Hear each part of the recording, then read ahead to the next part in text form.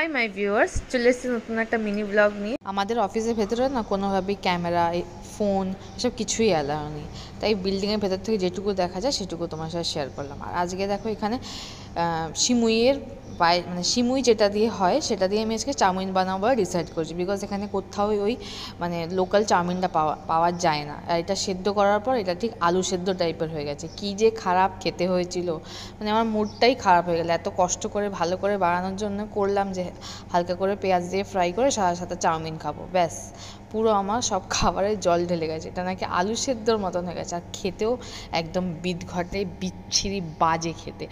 আমার মনটা একদম ভেঙে গেছে। এরপরের থেকে দেখি অন্যভাবে যদি ট্রাই করে, নাহলে ওটা কাউকে দিয়ে দেবো, পাশের বাড়িতে দিয়ে দেবো।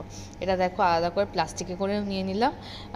অফিসের আশেপাশে অনেক ইঁদুর টিঁদুর আছে, তাদেরকে দিয়ে দেবো, অ্যাটলিস্ট নষ্ট তো হবে না, ওরা খেয়ে অ্যাটলিস্ট বাঁচুক। রাতে শোয়ার জন্য সুন্দর আমার স্ট্রেস রিলিফ বিছানা।